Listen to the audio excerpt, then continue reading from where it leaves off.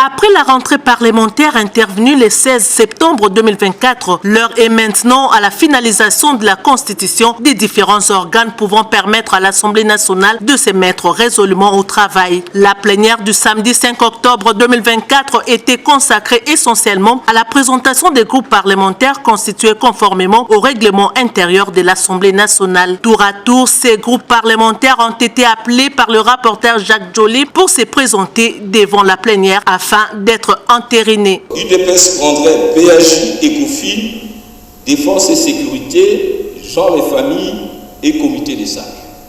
AB prenait la socio-culturelle, Relations extérieures, AFDCA, UNC Environnement et AAP Code Suivi Évaluation. Ensemble, droit de l'homme.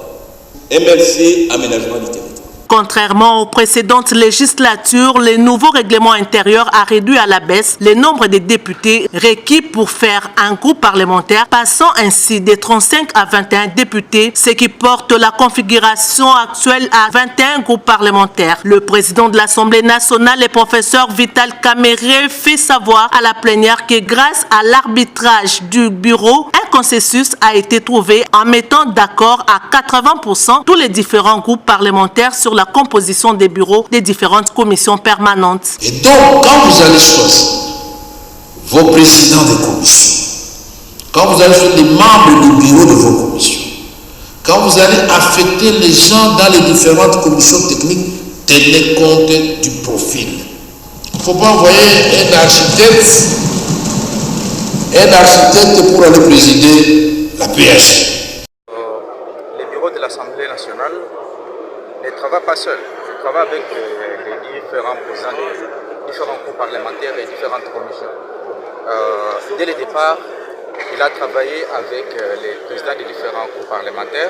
Et la tâche n'était pas facile comme vous venez de le constater.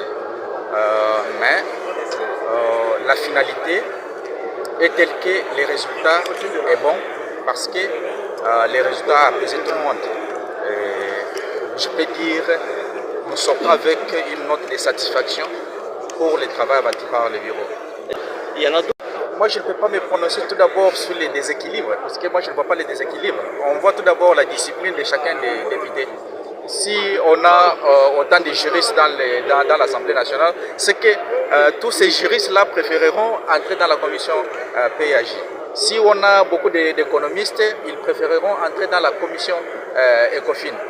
Et je trouve qu'on peut faire la répartition de manière équitable si on s'arrange de manière à ce que dans chaque commission, qu'il y ait un nombre de députés selon la répartition donnée par les bureaux de l'Assemblée nationale et non dire qu'il y a eu une sorte de déséquilibre parce que chacun préfère mieux travailler là où il se sent à l'aise. Qu'est-ce qui a été fait? Parce que les commissions sont issues des partis politiques ou bien des regroupements parlementaires. Alors, ça dépend aussi du poids politique. Et vous voyez, il y a d'autres partis politiques qui n'ont pas pu atteindre le nombre requis par le règlement intérieur. S'il arrivait qu'un groupe parlementaire, pas un groupe, s'il arrivait qu'un parti politique ou bien un règlement politique n'a pas assez de députés nationaux, là on va aussi l'associer avec un autre parti pour que le nombre soit requis. Donc il n'y a pas eu le moins ou bien de surplus. Non, donc c'est équitable. Nous avons certainement travaillé tous et nous avons souhaité qu'on arrive à un compromis. C'est ce qui a été fait. Ça ne peut être qu'un sentiment de joie qui nous anime à ce moment. Vous avez été d'accord avec le principe qui ont été à la base, notamment de cette composition, notamment. Tout à fait, parce que personne n'a manifesté un avis contraire à ce qui a été proposé ou à ce qui a été dit. Nous avons tous été d'accord avec la décision qui a été prise et nous avons manifesté l'adhésion à ce qui a été décidé. Mais on a constaté un certain déséquilibre dans la composition des commissions. On ne peut jamais atteindre l'équilibre. Il y a des préférences. On ne peut jamais avoir l'équilibre. Voilà pourquoi nous devrions mettre de côté certains de nos ambitions pour que nous puissions avancer. Parce que si nous devons tenir compte de l'équilibre, à chaque étape, c'est impossible que nous ayons cet équilibre.